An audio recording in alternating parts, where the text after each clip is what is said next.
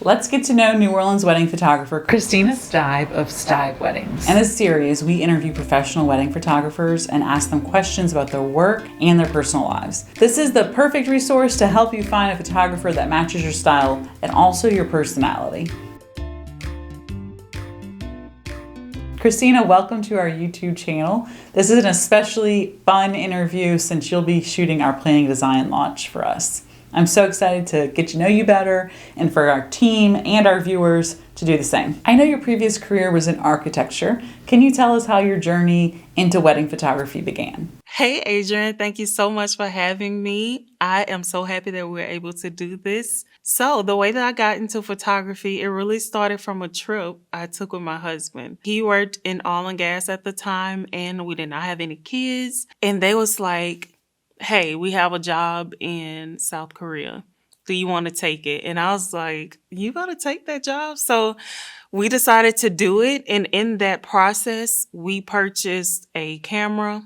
It wasn't a really, really high-end camera, but it was a camera that we wasn't used to using. So in the process of trying to learn the camera, we wanted to take some really nice photos. We got with locals in South Korea. We got with families that he worked with and started just shooting. And in that process, I think a love for the profession grew. Jamal was actually the main photographer and I was the editor. But throughout our journey, he decided that photography was not his thing. And he kind of pushed me forward to get behind the camera because I would have the vision, but I would try to fix it in post, or I'll try to micromanage him taking photos as shoots. So he was like, you be the photographer. And his love actually transitioned into videography. And so that kind of got us to where we are today. As far as the architectural background, I love architecture. I love details. I love the amount of work that goes into the historical detailing that they didn't have the same technology we had. So everything is just beautiful. The way that designs really spark emotions, whether the ceilings are high and low, the way the light comes in, the shadows that different structures make. I like to incorporate all of that into my photography because that's what I'm drawn to. That's what I see. That's what drew me into architecture, was the beauty of spaces, whether they're landscaped or structural buildings, just the space and how it creates a mood, a feeling, and an emotion. How does your architectural background influence your photography? So my architectural background influences my photography because I'm a lover of natural light, how light interacts with spaces and people and moods, and how it just creates a beautiful difference in tones. So lighting to me is just so gorgeous. And in architecture work that I'm drawn to, it is very significant. I love historical architecture because of the fact that they didn't have the technology that we have today to do some of these structures that are timeless, structures that mark a time in history. And so to me, that is all beautiful. I love landscape architecture because the design intent, if done well, you can really feel it. When you walk into a space, you can feel the high ceilings. You can feel the grandness of it. If you walk into a space with low ceilings, it will change your emotion and your feelings. So I like to bring those thoughts and my design background into my photography to help with whatever I'm trying to accomplish when it comes to that shoot or the personality of my clients. We're only meeting half of the Steib team. Tell us a little about your husband and your dynamic as business owners. So my husband's name is Jamal Steib. He is amazing. So the dynamic between us are similar, but very much different. Jamal has a background in engineering, so he's very structured. He is my organizer. He helps keeps things in order. I'm kind of the one that, I have an idea. I feel right in my heart about it. And I'm like, let's just go do it. Let's do it. And sometimes he has to slow me down and say, we can do it, but let's figure out, a few things to help us get along the way. So he's the one who actually taught me how to use the camera in manual mode. because when we was in Korea, I just wanted to take the photos, or I just wanted to get started. I wanted to get out there. He took the manual, he read it, he understood what ISO and all the terminology for the cameras and everything meant, and then taught it to me. And so I have to credit him with, most of my knowledge when it comes to even how to use a camera. So he is very much an important part of Steib Weddings. He is the video side. He does cinematography work. He helps me with my lighting setups. He sees what I don't see. And so he's amazing. I love the quote on your website that says, "I see space through an architect's perspective, and I compose my photos with the designer's eye." Can you say a little more about what that means and what a client can expect in their gallery from you because of this unique perspective? Yeah, so I love that quote also. I was writing up my bio and I was like, man, this just popped to me, but it's really true. I like to take a building or a space and basically do a precedent study. That's a term in school where you kind of think about the architect and what was his intent of putting these columns right here. Is it facing north, south, east, or west? What kind of shadows did he want to be cast on the buildings based off of how the sun rose and how it fell? So what I like to do with my clients, I like to give them suggestions. If they want something that's sleek and really modern looking, I would suggest a nice museum because those lines are more modern depending on the museum. But that kind of helps me influence location options, how the natural light comes into a room. It helps me give good recommendations on getting ready because all of these things are very intentional. And so with my background in architecture, I know all the way down to the type of light switch, the color of the molding, the very small, minute details that goes into building a building all has an intent. And so when I walk into a space, I want to honor that intent. I want to honor the light that was designed to come into the space. I want to honor the tall ceilings. I want to honor what's up above my head. All of those details matter. And I feel like they help tell the true story of my clients because all of those recommendations are tailored to them. What's more important to you, a morning routine or a bedtime routine? And what is that routine? So my routine is this. In the morning, once everyone leaves, I put on something, makes me feel like I'm about to head out the day. I work from home. I go into my office. I check my emails and I kind of start on my checklist of things to do. Around the afternoon time, I get a gym session in. And then in the evening, I have to make sure that I have some time alone after the kids are in bed. And so I'll either read scripture or meditate. At least that's my goal for the day. And so my routine isn't always routine, but these are things that I need to make sure gets done for me to just get my day rolling. What are 3 words that describe your photography? 3 words that describe my business is romantic, editorial, and natural. When shooting weddings, do you find yourself directing clients and guests a good bit, or do you sort of blend into the background and get more candid pics? So I like to let the day flow as it goes. The most I would do is send, a loose timeline of where I will be. But I really like to capture people in their natural elements and moments because it is their day, it's not my day. So I'm not a type A person. So I like to give people their space to be who they are. So when they get their photos back, I'm not imposing my intent on their day. After the wedding, what's your wind down routine?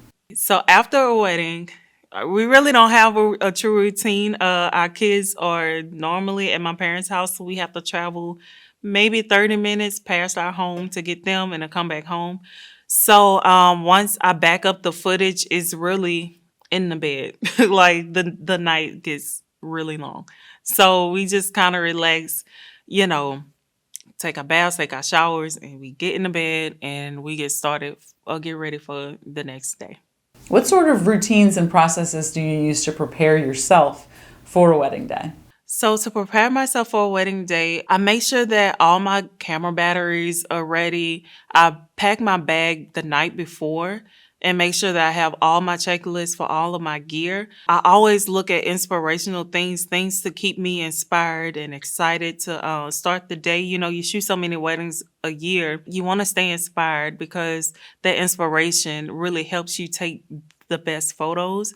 So I'm always trying to get into that space of inspiration. I visualize myself at the venue. I visualize myself with the brides. I visualize myself at the getting ready locations.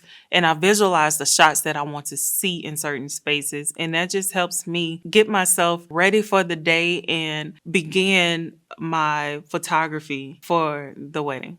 What are some of the shots that you get on wedding day that couples don't know to ask you for? So some of the shots I get on the wedding day that I don't think people are thinking about, or the shots in between are the parents as they're crying and looking at their children getting married. Those moments that isn't expected to be shot. The moments where you may see a flower girl running around in her dress because she feels like a princess. You know, it's a wedding day, but to her, she's in this beautiful dress. You know, so I like to get those candid shots, those moments that the client will appreciate once they get it back, because they will remember being in that moment, but with everything going on, they may not focus on it.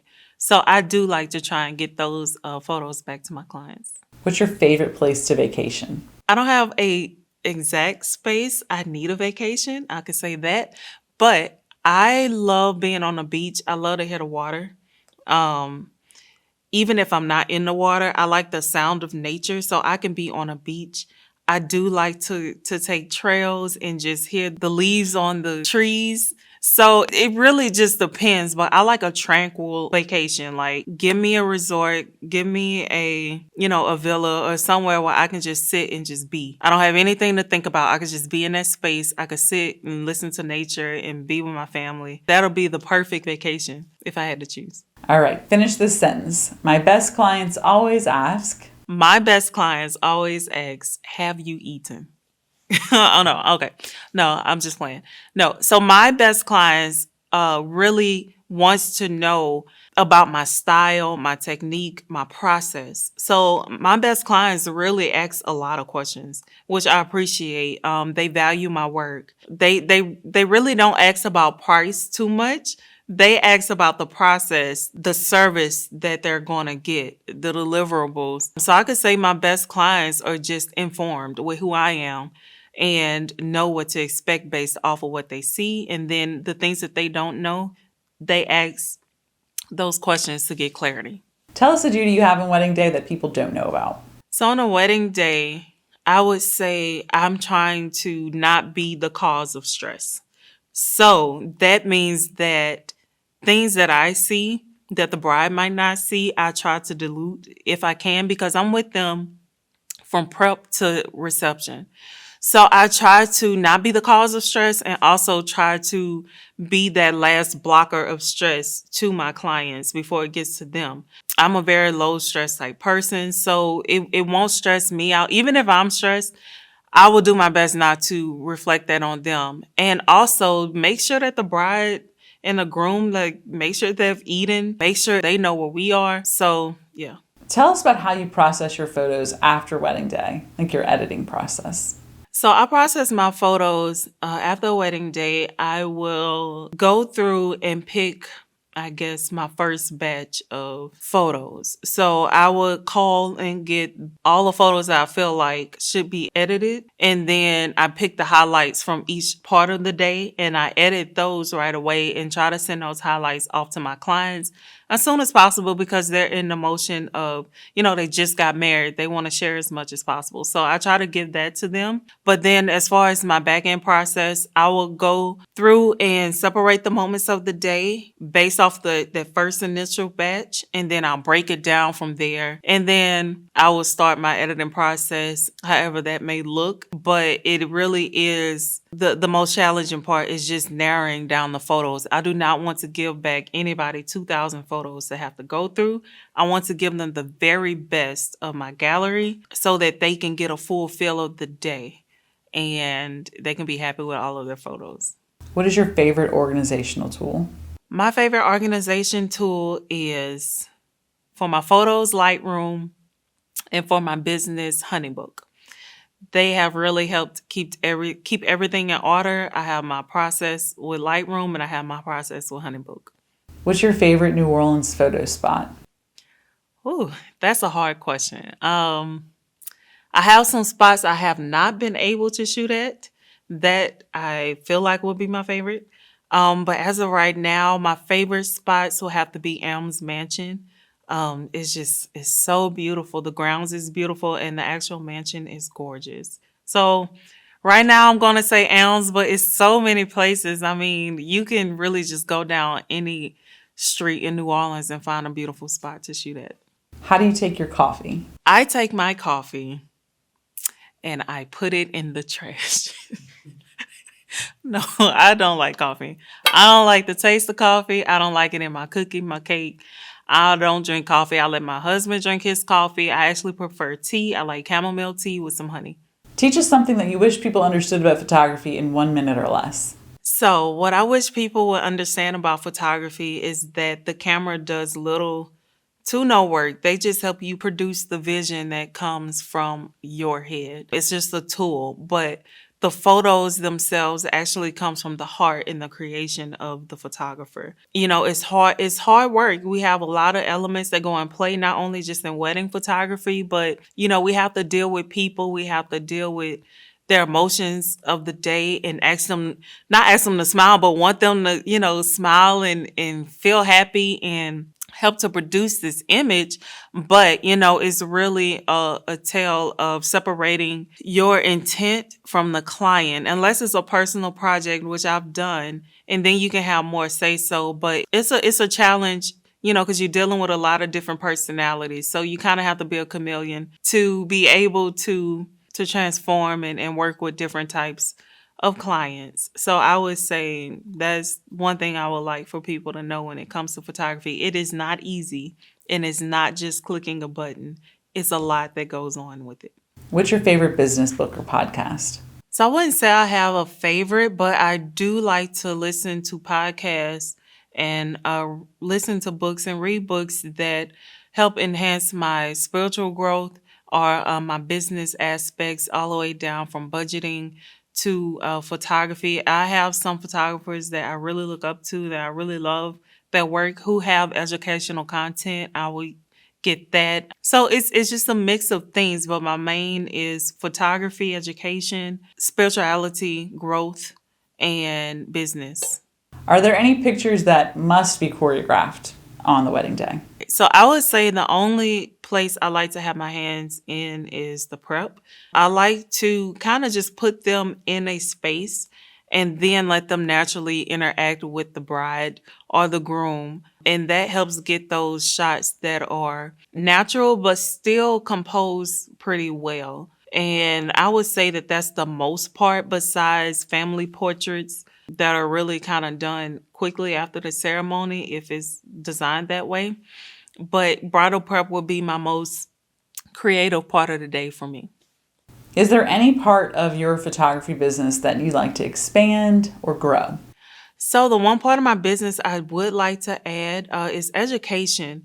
I'm actually working on a course for how to edit people of color and dark skin tones, because there are a lot of people who are on the fence and really don't want to mess up the skin tone or offend anybody because they edited the skin in a non-flattering way. So there is a way to do it. I want everybody to feel comfortable with all of their clients. So I would say education would be one. A lot of people just ask, how do I edit in general? I love film. I've shot film a little bit and I mainly shoot digital now. And some people just ask, is this film? Is this digital? So I just like to be of service for people, but I need a space to be able to do that and to help people that approach me. So yes, I would say education would be number one. What's your Enneagram type? My Enneagram type is a type 7. And where can we find you on social media?